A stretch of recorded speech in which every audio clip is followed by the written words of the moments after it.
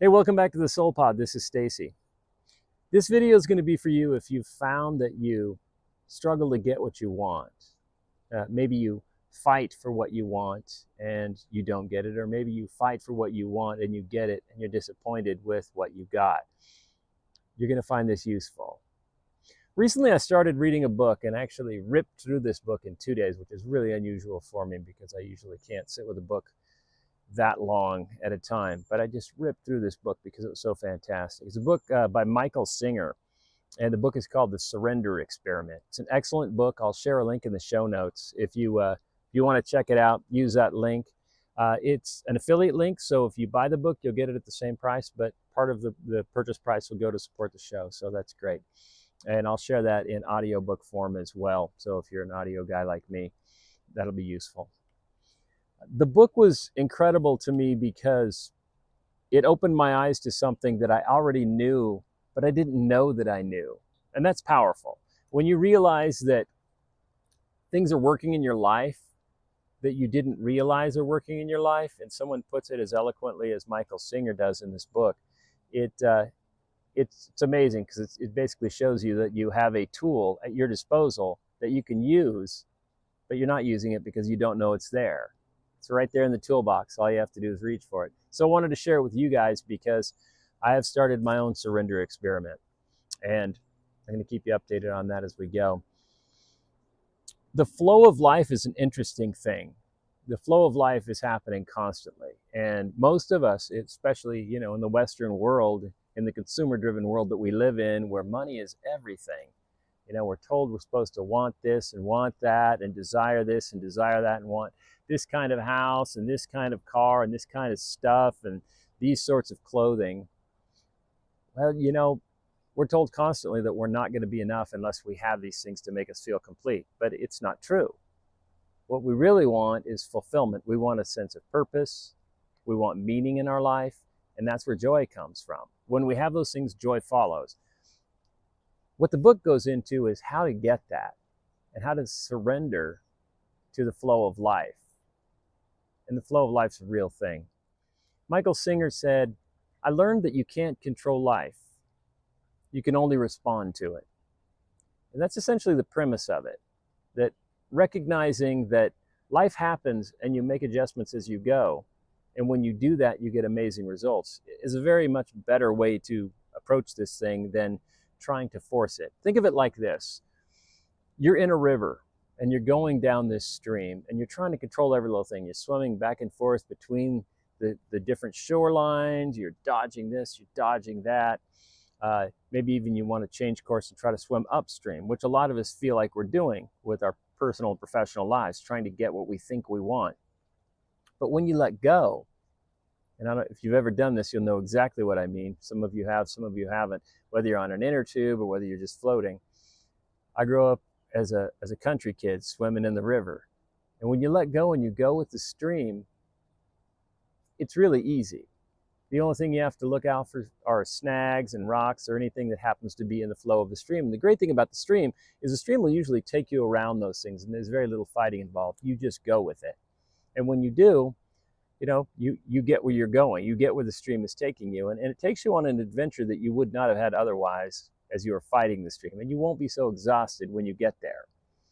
So Singer, the essential thing that happens in the book, without destroying it for you, without ruining the highlights, the best parts of it, is this. Michael Singer started out in the 70s as a college kid, just really a hippie is the way he described himself.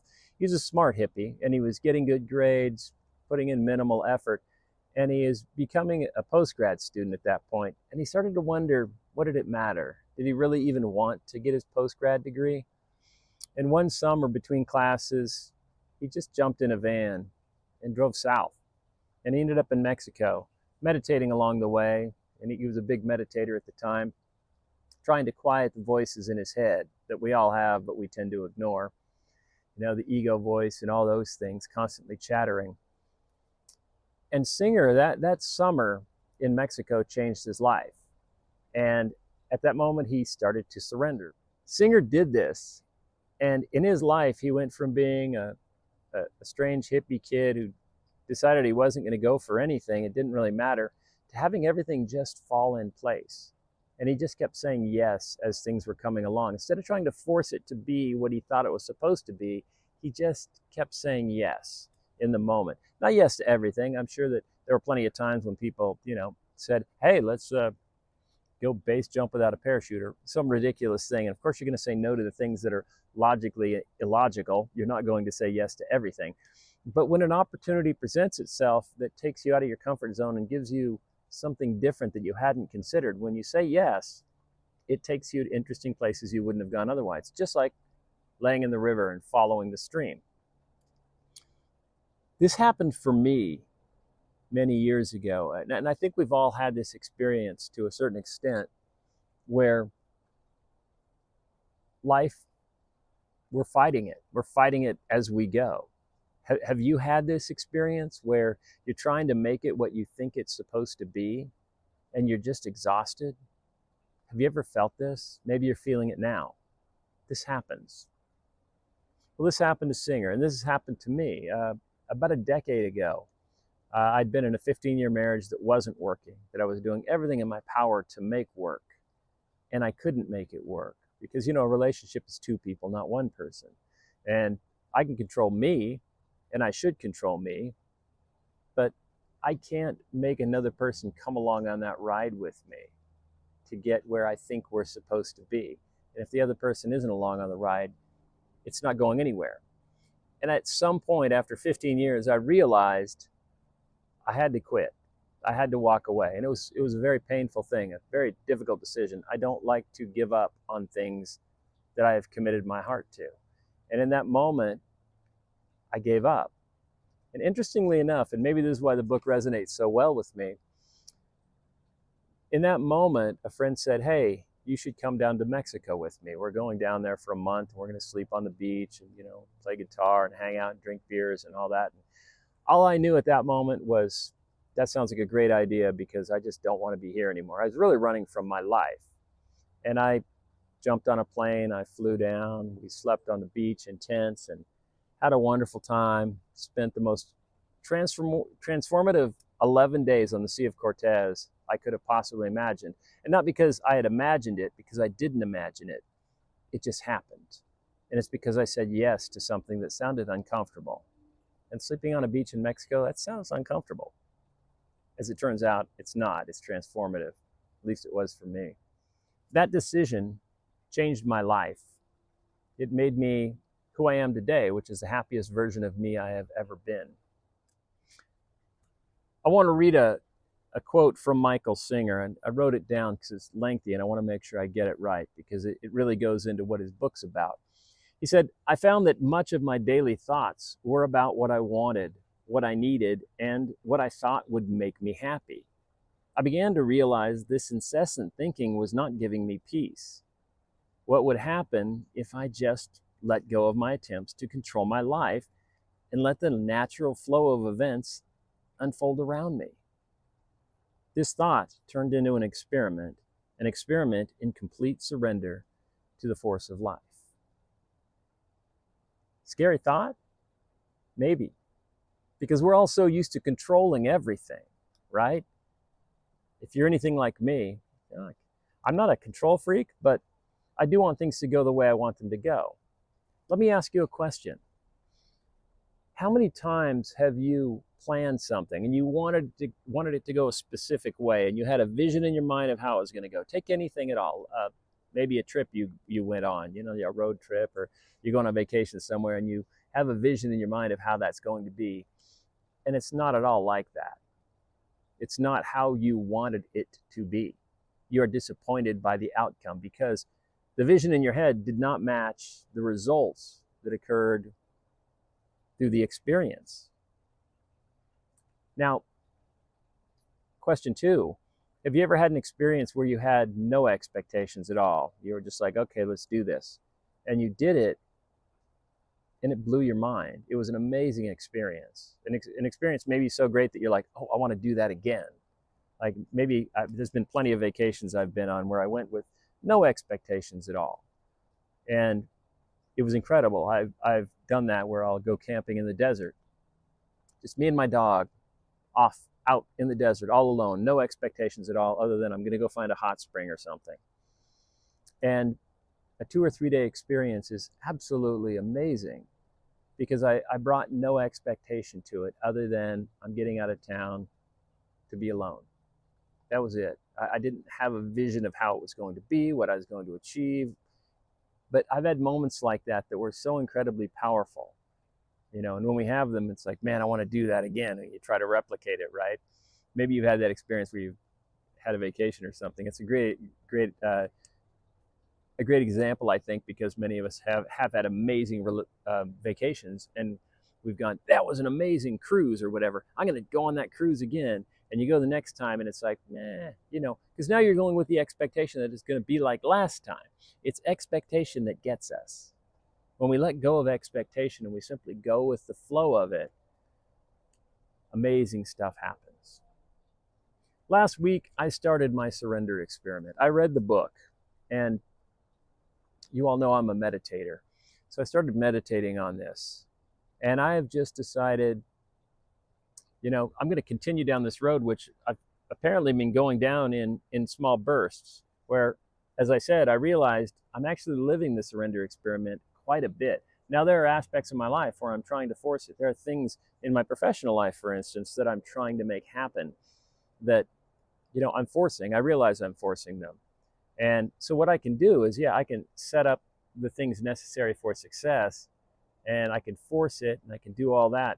But will it get me there? It may not. But I may get there and just be exhausted, like swimming in the river, fighting the stream as I go. So last week I started my surrender experiment, and I'm sitting in meditation each day, just telling the universe that I'm surrendering. And so far, no results to report, but I will keep you posted as I go. But I can tell you this, the one result I am experiencing is just saying the words, I surrender, and meaning it, just meaning it, being in the moment, saying those words and meaning it are incredible. The sense I get, the feeling I get inside of the freedom inside of me, the freedom inside Stacy is incredible. It's wonderful. It's beyond words. It's beyond words. And I'm going to continue doing this as I continue to put in place the things necessary to have success without expectation, moving forward, and we'll see where that goes. I wanted to bring you in on this plan because now I have witnesses, right? I've got me reporting to you, vulnerable share. I'm taking a risk, everybody. You know what? If I crash and burn, I'll let you know. If I don't crash and burn, I'll let you know how that goes too. This may take a while. In Michael Singer's life, he went from being a hippie in a van in Mexico, meditating and being very uncomfortable, not knowing what was going to happen, to being a very successful guy who started a spiritual retreat that's now known worldwide, that has been visited by the biggest names in spiritual retreats, in spiritual growth and development that exist. I mean, the biggest names. And beyond that, he went on to start a company that made him insanely wealthy, with no intention to start a company to make himself insanely wealthy. All he wanted to do was meditate and have this spiritual retreat that he didn't even want the spiritual retreat. That happened on its own as well. And then he went on to become one of the best-selling authors of his generation, writing multiple books now. And I'll recommend other books in the show notes. There's another one that's fantastic, The Untethered Soul, which was, by the way, a transformational book for me as well. It landed in my life at exactly the right moment. But this is what happened to one man who spent his entire life now as a grown man, I think he's in his 60s, having the most amazing successes without having any intention of having those successes. The only intention he had was to just release and let go to the flow. Let the flow of life take him where it was taking him and make decisions as he went. So what do you think? Do you want to try a surrender experiment of your own? Check out Singer's book and let me know what kind of results you get. And if you have started a surrender experiment, please tell me about it. Leave me a little thing in the show notes. Talk to all of us. The things you share there are seen by everybody who wants to see them, maybe thousands of people. And if you have a little piece of advice about how your surrender experiment has gone, or if you have a story related to this, share it with us. Those little nuggets of wisdom go a long way. I want to thank you all for being here. I want to thank you for watching the channel. It continues to grow. I'm getting some lovely comments, beautiful feedback from people. Also, if you haven't started listening to the Soul Podcast yet, listen to the Soul Podcast. I'll share a link in the show notes and you can check it out.